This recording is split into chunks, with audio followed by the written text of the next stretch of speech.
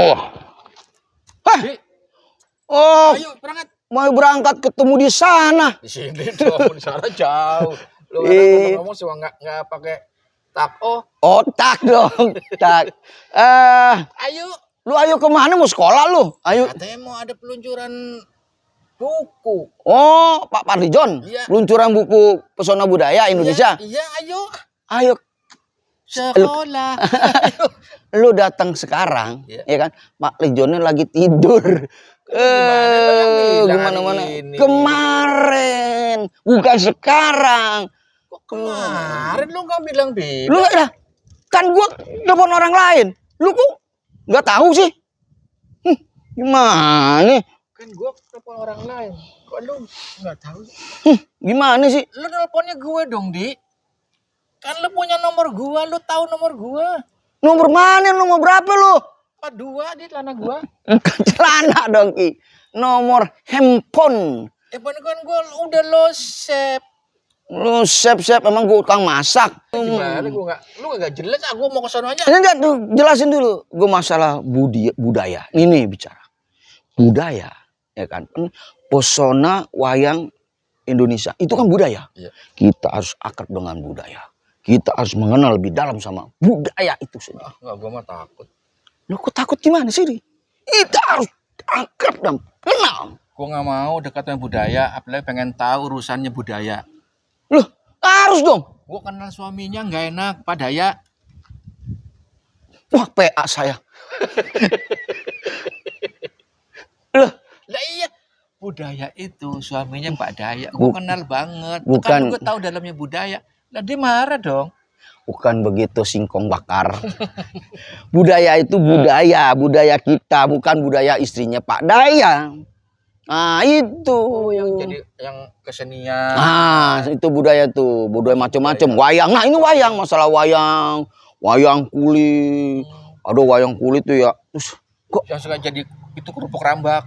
Bukan, itu lain. Kulit? Ya kulit lain, ini mah kulit sapi. Ada banyak macam wayang deh dijabarin di situ. Terus apa namanya, budaya kita ternyata ya, budaya gitu ada budaya mau dan budaya malu. Harusnya kita di Indonesia nggak jelas. Di Indonesia harus ada budaya mau dan malu, harus ada. Kalau budaya mau mempertahankan kebudayaan kita, bisa istilahnya melestarikan kebudayaan kita. Oh gitu. Gitu. Kalau budaya malu, kita harus malu, jangan sampai budaya kita digusur oleh investor asing. Ingat tuh, ini budaya. Karena kita kalau baca itu adalah ilmu. Kapan lagi kita belajar? Kita harus menuntut ilmu, meskipun ilmu itu tidak salah, kita tuntut. Lu yang PA ini. Nah, lu yang PA. Gue pengen nih. Gue pengen tahu lebih dalam, Di. Gue nggak mau kita tahu dari lo. Lo bisa berenang? Bisa dong. Tahu lebih dalam kalau berenang? Bisa berenang? Kalau nggak bisa kelelep lo. Jangan macem-macem kalau ngomong. Maksudnya tahu lebih dalam bukannya harus kelelep gitu, Di. Lebih banyak. Yeah. Lebih banyak yang harus gue tahu. Nah, ini penting. Tentang budaya ini. Ini yang gue suka, temen seperti lo, Ki. Karena ilmu itu kita harus pelajari. Ya kan? Kalau kita malas-malesan, waktu itu tidak bisa diputar, dicelup apa dijilat. Waktu bisa diputar, bisa waktu lain waktu itu, waktu lain itu. Gimana? Pengen tahu gue lebih banyak. Pengen tahu? Iya. Tidak yang lain ya? Iya, pengen tahu lebih banyak. Nih, jangan sama saya. Mau siapa? Tuh.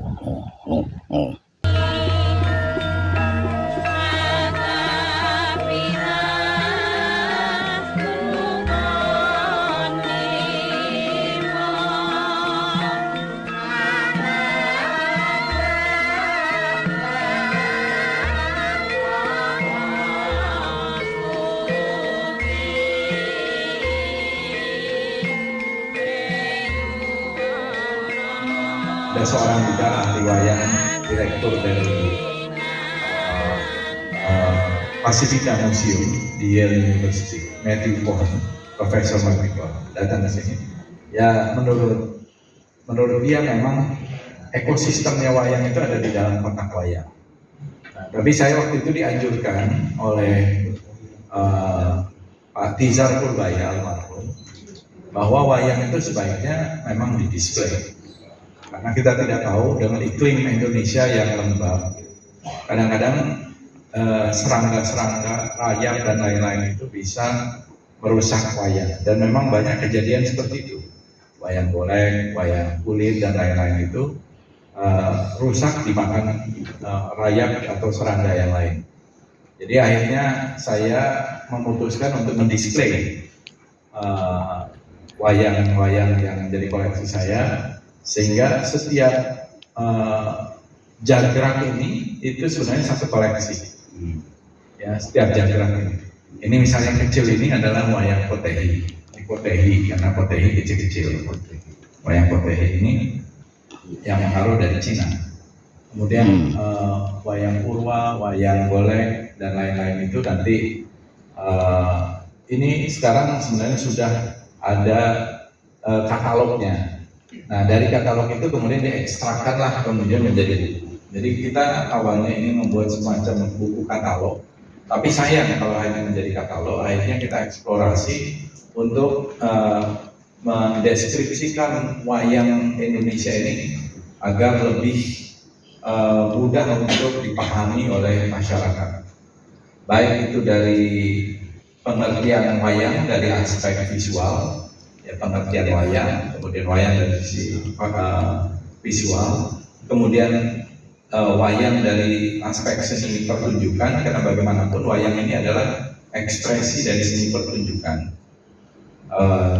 baik yang itu secara baku, artinya mungkin secara pakem dulunya, kemudian juga secara modern, kemudian cerita dan lain-lain, termasuk sejarahnya, dan kemudian tentu tentang jenis-jenis wayang dari sisi rupa, misalnya ada wayang beber, wayang kulit atau wayang purwa, wayang gedok, wayang boneka, wayang suket. Wayang suket itu dari bahan rumput, wayang topeng, wayang orang, wayang wong, wayang kerucil, wayang kreasi baru. Kemudian dari sisi wayang, dari sisi aspek cerita, ini ada wayang dengan cerita Ramayana, Mahabharata, kemudian ada Carana, kemudian cerita Panji. Nah, dari sini banyak kemudian bisa cerita Panji, cerita Menang, cerita Siddhartha Gautama, cerita Mite, kemudian ada cerita juga wayang wahyu dari agama Kristen, gitu ya, wayang wahyu itu. Jadi tidak hanya Islam, tapi ada juga yang dari Kristen. Kalau Hindu, Buddha itu udah dari dulu ya. Yang itu yang diciptakan kemudian belakangan, mungkin di tahun 60-an. Kemudian wayang perjuangan itu yang sudah menjadi cerita-cerita baru. Wayang dengan cerita Sulu, wayang dengan cerita Wali Songo, wayang cerita kerajaan di Nusantara, kehidupan sehari-hari masyarakat metropolitan, wayang dengan cerita budaya Cina, wayang di Ponorogo, wayang kampung sebelah, wayang beber tani. Kemudian wayang dari jenis bahan pembuatan. Jadi wayang dari bahan kulit, ada dari bahan kayu, bahan kain, bahan utamanya. Kemudian bahan utama suket tadi rumput, bahan baku pring atau bambu, dan wayang orang. Lalu juga di buku ini ada tentang fungsi wayang, baik fungsi spiritual, sosial, estetika, ekonomi, pelaku dan perangkat petunjuk wayang. Secara garis besar, saya kira di sini pelaku pertunjukan wayang itu dari dalang, penyimping, pengiring, penulis naskah pedalangan, nayaga. Ini adalah untuk yang memainkan gamelan, waranggana, gonggono, ya, wiras, worowati, juru rias dan kostum, penata panggung, penata suara, dan seterusnya. Lalu juga ada perangkat pertunjukan wayang, dan terakhir di dalam buku ini juga ada album wayang untuk menggambarkan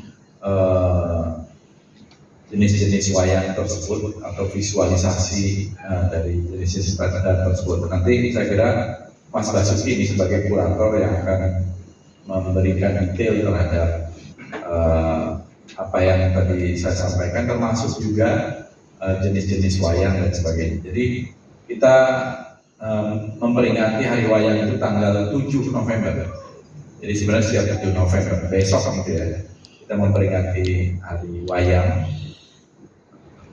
Ini bertepatan dengan pengakuan atau recognition atau acknowledgement gitu ya, boleh dibilang masterpiece of oral tradition and intangible cultural heritage of humanity, istilahnya. Yang waktu itu Pak Gaura juga saya kira ikut ya di dalam itu pengusahaan itu tahun 2003 ya. Iya. 2003 ya. Tetapkan. Ditetapkan oleh UNESCO-nya 7 November tahun 2003. Jadi bertepatan dengan sekarang ini 20 tahun yang lalu. Jadi sayang sekali kalau tidak ada kegiatan, makanya walaupun mendadak ya kita memang membuat kegiatan ini sebagai sebuah peringatan 20 tahun lalu. Sudah ada semacam recognition terhadap wayang, dan ini adalah ekspresi budaya pertama yang diakui oleh UNESCO. Tetapi kita ingin memperingati 20 tahun pengakuan UNESCO terhadap wayang ini. Ada satu penanda gitu ya, karena buku merupakan satu juga ekspresi budaya gitu ya. Apalagi buku ini lumayan merangkum ya hampir 500 halaman dari narasi maupun gambar-gambar ilustrasi yang mudah-mudahan paling tidak bisa menambah literasi tentang wayang. Saya kira salah satu kenapa kita tidak dekat dengan budaya wayang itu karena literasi. Karena kurangnya, apalagi begitu banyak perkembangan teknologi informasi dan komunikasi belakangan ini membuat distraction gitu ya. Kalau dulu saya kira wayang itu bisa menghimpun orang dengan cepat, dengan banyak ya. Mungkin bisa ratusan, bisa ribuan orang. Sekarang itu ya apalagi generasi muda, generasi milenial dan Gen Z, saya kira lebih banyak lagi hiburan-hiburannya. Kalau kita lihat wayang juga sebagai bagian dari hiburan ya, pertunjukan, seni pertunjukan di masa lalu. Saya ingat sekali kalau dulu saya masih kecil itu kalau pertunjukan wayang golek di Bogor, Cisarua, setiap kali ada pernikahan, resepsi itu masih ada dulu. Sekarang udah semakin jarang ya. Di Jawa juga saya kira semakin jarang mungkin ya, Mas Basuki. Dan tiap tahun waktu sebelum COVID ya, sebenarnya waktu saya pimpinan DPR, kita selalu mengundang wayang.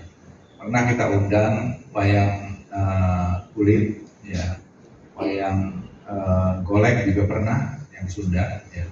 Itu juga ya wayang kulit mungkin audiensnya lebih luas, ya, dari Jawa. Tapi wayang golek Sunda relatif lebih berkurang. Ini pengamatan sepintas, bukan penelitian. Pengamatan sepintas saya seperti itu. Mungkin karena di Jawa Barat ini lebih dekat dengan ibu kota, tadi itu attachment budayanya lebih banyak pilihan-pilihan, apalagi dengan masuknya budaya-budaya dari luar juga yang masuk melalui platform sosial media dan lain-lain. Ada film-film, ada segala macam. Jadi bagaimana mendekatkan wayang, karena wayang kita sepakati tadi ada formalisme, ada esensialisme dengan makna nilai filosofi yang luar biasa, dengan cerita-cerita yang saya kira memberikan banyak pelajaran hidup gitu ya, dan juga istilahnya itu filosofi hidup, pandangan hidup, kemudian juga wisdom ya, kebijaksanaan di dalam mengambil sikap, mengambil satu posisi gitu di dalam wayang, dan pilihan-pilihan di dalam hidup gitu. Saya kira ini sebenarnya wayang ini bisa membentuk watak bangsa, bisa membentuk identitas bangsa, bisa ikut membentuk karakter bangsa gitu. Dan ini yang saya kira pada zamannya ketika wayang mencapai apresiasi yang tinggi di dalam budaya kita, ya membentuk ini budaya yang luar biasa, karakter budaya bangsa yang luar biasa. Ini yang saya kira kita ingin lestarikan tadi ya, kita ingin kembangkan kembali, apalagi ini sudah menjadi pengakuan dari UNESCO, bagaimana wayang bisa menjadi bagian dari kehidupan kita sendiri. Jangan sampai orang lain yang mengapresiasi seperti Walter Angst ya, yang membuat koleksi yang begitu luar biasa besar dan sekarang ada di Yale University. Saya juga terus mempelajari dan belajar, dan semakin menggali itu semakin menarik sebetulnya. Ya, mudah-mudahan ke depan kita mendapatkan kembali atraksi wayang ini, baik dari sisi yang sudah pakem maupun mungkin wayang dalam pendekatan yang sudah banyak sentuhan inovasi maupun juga mungkin teknologi, yang mungkin wayang digital yang di depannya. Saya kira demikian dialog diskusi kita tentang pesona wayang Indonesia dalam rangka Hari Wayang Indonesia pada tanggal 6 November, menyambut tanggal 7 November besok. Sekali lagi terima kasih kepada hadirin yang diringankan langkahnya untuk datang ke sini, dan terima kasih tadi pada para tokoh yang sudah bicara, selain Mas Basuki, Jatnika, Mas Hasbi, Pak Gaura, Bang Komeng, dan Bang Bopak, Almarhum dan almarhum. Mati. Sekali lagi terima kasih. Wassalamualaikum warahmatullahi wabarakatuh. Waalaikumsalam. Yang menguasai seni pertunjukannya seorang dalang. Pada umumnya dia mengerti karawitannya, dia punya basis untuk nabuh, tapi bukan seorang penabuh gamelan yang baik. Demikian juga seorang ahli naskah wayang, dia bisa membuat naskah yang baik, tapi biasanya mereka tidak bisa memainkan wayangnya dan lain sebagainya. Sehingga kalau kita melihat di dalam dunia wayang itu banyak sekali kompetensi-kompetensi yang ada di dalamnya. Nah, di sisi yang lain, dari waktu ke waktu saya mencoba mendalami dunia wayang, rata-rata saya menemukan hanya potongan-potongan. Termasuk kita sering mendengar wayang Kedu, kemudian ada wayang Kebumen, ada misalnya wayang Banjar, ada juga wayang Tuban dan sebagainya. Sangat sulit mendapatkan wayang-wayang itu. Tapi tampaknya keseriusan dari Pak Fadli yang kemudian juga banyak peran aktif dari Mas Riki ya, dalam mengumpulkan koleksi-koleksi wayang ini yang selama ini saya anggap begitu sulit untuk diperoleh, ternyata dikoleksi oleh beliau. Jadi koleksi beliau itu saya melihat tidak hanya dari segi jumlah, mungkin beliau sudah menyiapkan secara matang dari konsep ketika mengkoleksi wayang-wayang ini. Jadi ada wayang yang bercerita tentang Ramayana Mahabharata dari berbagai daerahnya, kemudian cerita menaknya, cerita Panji, bahkan wayang-wayang yang digarap setelah wayang klasik itu berkembang. Jadi kita menjumpai dari koleksi-koleksi beliau itu ada tentang lukis kaca, kemudian juga wayang beber dari koleksi-koleksi karya-karya dari seniman-seniman besar sekarang, seperti ada Pak Mufid, Pujianto Kasidi dan sebagainya. Kemudian juga wayang-wayang yang modern, ada wayang potret, saya kira koleksi beliau yang paling lengkap. Kemudian juga ada wayang suket. Saya sering menjumpai kolektor memiliki wayang suket, tapi yang dua perangkat komplit tentang cerita Ramayana Mahabharata sangat jarang dimiliki, dan beliau memiliki dengan sangat komplit. Demikian juga wayang yang sangat jarang kita jumpai, wayang Madura. Beliau juga mengkoleksinya dan relatif usianya sangat sepuh. Kemudian juga wayang kulit Cirebon itu juga sangat jarang keberadaannya. Beliau memiliki koleksi yang sangat lengkap. Demikian juga wayang yang sudah lama hilang, tapi sekarang tumbuh kembali dengan sangat baik, yaitu wayang Potehi. Beliau memiliki koleksi-koleksi yang sangat komplit dan usianya sangat tua. Bahkan ada yang tinggal bagian kepala saja ya Pak ya, karena aksesorisnya sudah rusak dan lain sebagainya. Bahwa koleksi-koleksi beliau ini menjadi sesuatu yang bisa menggambarkan, mencerminkan budaya pewayangan secara utuh. Sehingga kemarin beliau ketika menyampaikan untuk kita susun menjadi satu bentuk buku, saya kemudian bersedia untuk mengkurasi satu persatu. Tentunya juga saya melibatkan banyak ahli-ahli pewayangan. Kami konsultasi dengan Wayang Lombok, tentunya dengan Perpadi di Lombok. Oleh karena itu saya juga mengucapkan banyak terima kasih berbagai sumber yang disampaikan beliau-beliau yang bergabung di Perpadi ataupun di Selawangi. Karena dengan jaringan-jaringan yang ada di dalam organisasi ini yang mempermudah kita bisa menggali data lebih jauh. Di Lombok yang relatif sangat jarang dan rata-rata adalah cerita menak, ternyata sekarang juga berkembang dengan sangat baik. Demikian juga di Bali, saya ketemu dengan beberapa dalang di Bali, kemudian juga ketemu Pak Suparte yang pernah meneliti tentang wayang Bali Utara dan wayang Bali Selatan, dan juga pernah menjadi salah satu narasumber dari Walter Angst. Di Solo sendiri karena saya sangat dekat di isi Surakarta ada juga jurusan pedalangan. Jadi ada beberapa tokoh-tokoh pedalangan yang juga banyak memberikan informasi. Nah, di sini adalah bagian dari bagaimana kita menghimpun informasi-informasi tersebut untuk menguatkan berbagai artefak yang dikoleksi oleh beliau Pak Fadli ini dalam konteks data dan historisasinya. Mohon maaf, ketika saya misalnya menanyakan perbedaan wayang kulit gaya Surakarta dengan Yogyakarta, mungkin akan sangat sulit untuk diilustrasikan secara langsung dari aspek seni rupanya. Tapi ternyata setelah kita berdiskusi, kemudian wawancara dengan banyak pihak, kemudian bisa diramu tentang karakteristik perbedaannya. Nah, oleh karena itu kemudian dikenal dengan istilah kapangannya, jangkaannya, sunggingannya, dan sebagainya. Itu kemudian menjadi salah satu kriteria kita menengarai atau untuk melihat perbedaan dari wayang-wayang tersebut. Di sisi yang lain, seringkali kita susah membedakan antara cerita pakem dan cerita carangan. Cerita pakem misalnya merujuk pada Ramayana dan Mahabharata, itu sudah sangat jelas ada pembakuan-pembakuannya.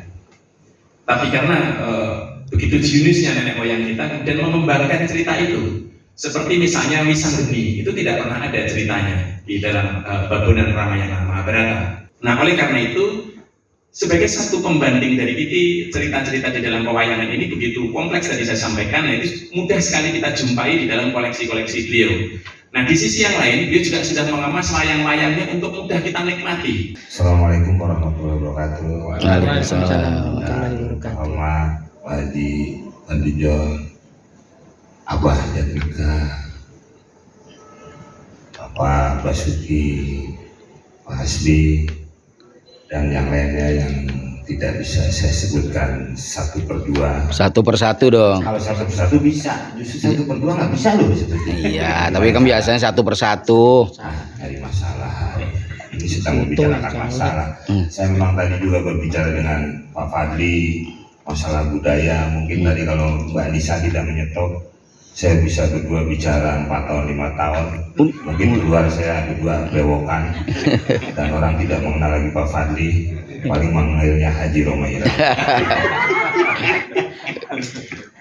Jadi memang apa yang kayak Abah bicarakan juga tadi, setiap gapura itu ada ingsun apa Pak? Hampurani. Gapura ingsun. Ini setiap gapura tulisannya 170845. Kayak gitu tulis tuh Pak. Terus kalau nggak selamat datang di desa Citerep gitu Bang. Dia nggak pernah minta maaf. Kalau minta maaf padahal bagus sebagai gapura. Jadi sudah banyak orang yang meninggalkan budaya dan mungkin budaya kita sekarang sudah dikencingin ya Pak. Tadi kan di kiihan. Siapa kalau kiih Pak? Jadi sudah dikiihan oleh drakor dan band-band dari Korea. Seperti tadi Bapak bilang BTS. BTS itu grup band dari Korea. Saking bermasalahnya Kominfo kena itu Kominfo. Yang kementerian-menterinya itu BTS itu. Itu mungkin nggak tahu saya ngambilnya dari grup musiknya atau memang dari pemancarnya BTS itu. Saya tahunya BTS grup musik Korea yang sudah menjajah budaya kita. Itu mungkin karena orang banyak mensalahartikan budaya. Sekarang malah korupsi disebut budaya.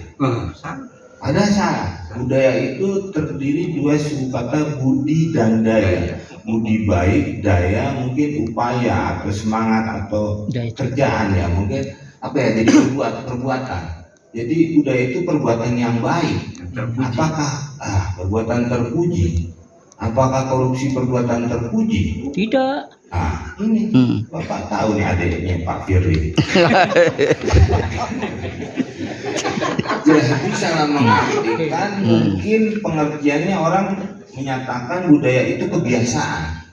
Jadi korupsi sudah menjadi budaya, korupsi sudah menjadi kebiasaan. Nah, mungkin itu salah. Nanti saya akan bicara lagi mungkin dengan siapa ya yang berkepentingan di soal salah kata budaya dengan kata kebiasaan. Nah itu banyak sekali yang soal budaya tadi. Jadi di kita ini terlupakan dan juga pemerintah tidak mau mengingatkan. Tadi juga Pak Hasbi bagus nih minta kementerian sendiri kebudayaan ya Mas Hasbi ya. Jadi sekarang ini kan selalu dempet dengan pendidikan.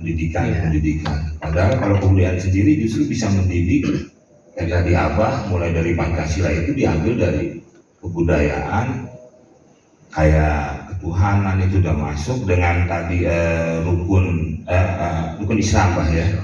Seperti itu aja tuh puasa, persatuan Indonesia semuanya bersatu. Mau dari buka, mau dari sahur. Nah, cuman kan zaman sekarang orang pengennya instan cepat.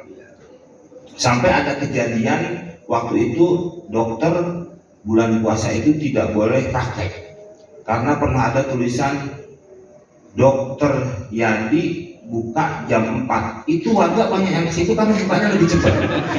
Dia kalau maghrib kelamaan katanya kalau ngikutin masjid. Akhirnya ngikutin dokter. Nah itu jadi karena memang orang-orang pada mau instan, disitulah akhirnya banyak kesalahan. Dari buka puasa aja tidak melupakan persatuan, tapi dia pengen masing-masing lebih cepat lebih baik. Ya mungkin itu apa-apa mau instan, jadi semuanya serba cepat. Padahal serba cepat itu bukan berarti bagus. Coba pengantin main cepat pasti jadi masalah, ya kan? Nah itu jadi tukang jamu juga nggak laku. Padahal jamu tadi juga sama Pak Gaura mau di UNESCO ya mau jadi apa? Warisan dunia. Gue ingatannya warisan Pak Haji aja. Ya itu jadi ya apa ya? Ya itulah. Kalau wayang juga termasuk ke dalam budaya. Saya memang waktu kecil tuh kalau diajak main ke kebun sama kakek, dibikinin wayang dari singkong, bukan dari suket tuh, dari daun singkong batang. Terus dikasih ke saya, ini namanya, ini mulai lo dari lahir sampai lo mati, ini katanya wayang, kata dia gitu.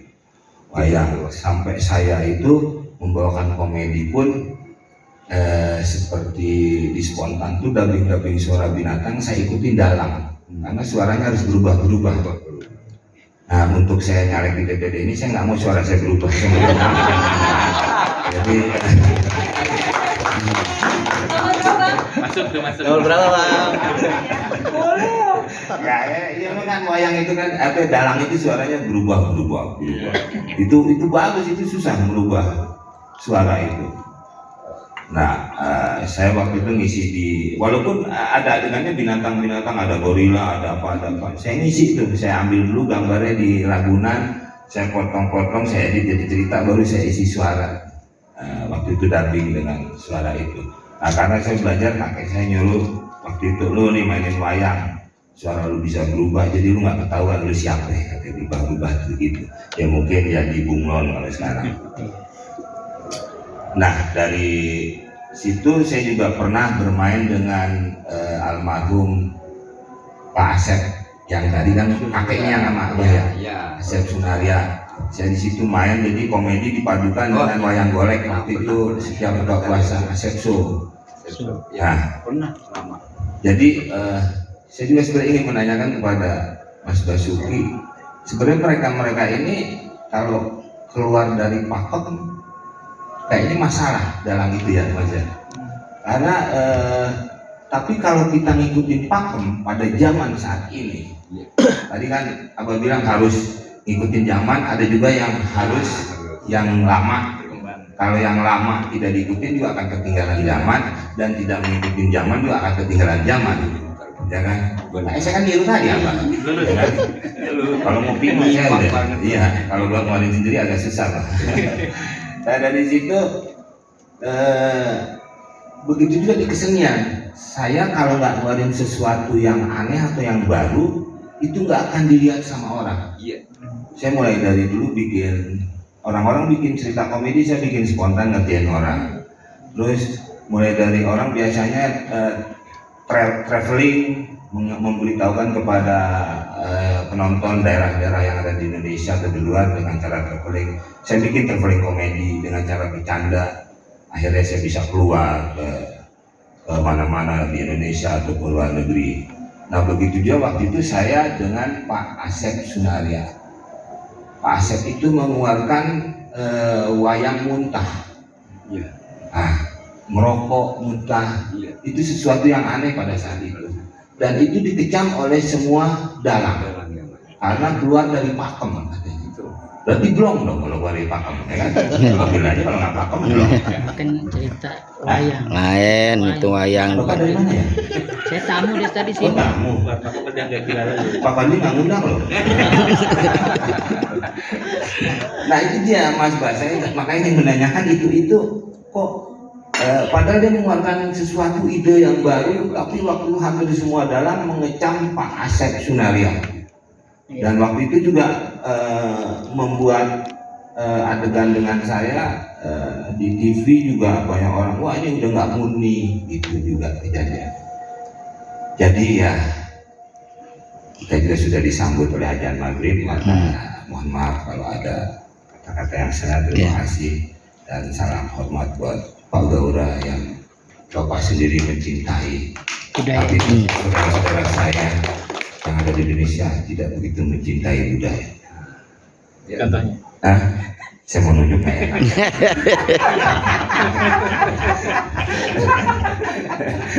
ini peneliti ini mancing terus. Tapi saya duduk dicatat, nggak tahu diteliti saya. Ini manusia purba Pak. Pasti. Ya terima kasih, mohon maaf. Wassalamualaikum warahmatullahi wabarakatuh. Waalaikumsalam. Benar apa yang dikatakan Abah Jessica tentang apa itu pewayangan. Kalau kita cuma sekedar lihat wayang itu cuma bentuk aja. Padahal yang namanya wayang itu adalah samudra filsafat sebetulnya. Setiap kita mempelajari lebih dalam lagi, banyak tokoh-tokoh yang bisa memberikan pelajaran tentang kehidupan. Contoh-contohnya seperti saudaranya begitu sadis seperti Kumbakarna, Rahwana yang dipakai, adanya Kumbakarna. Rahwana terlalu emosi, terlalu luar biasa lah kayak sekarang. Tapi yang namanya Kumbakarna hanya tidur berbaring. Dia bangun hanya cuma untuk menolong kakaknya, itu cuma karena faktor apa? Karena dia saudara-saudara. Jadi secara satria pesan-pesannya Kumbakarna itu adalah sediam-diamnya kita kalau ada titik emosi yang tinggi dan saudara kita disakiti, wajib kita membantu. Baca di tembok, baca di tembok. Kedua juga ada gambaran dalam dunia politik kita ini kan, politik yang lucu-lucu. Itu di pewayangan sudah digambarkan salah satu contoh dari keluarga yang luar biasa, Kurawa, ya kan, sama Pandawa. Ada tokoh yang kita mengerikan yaitu Sangkuni.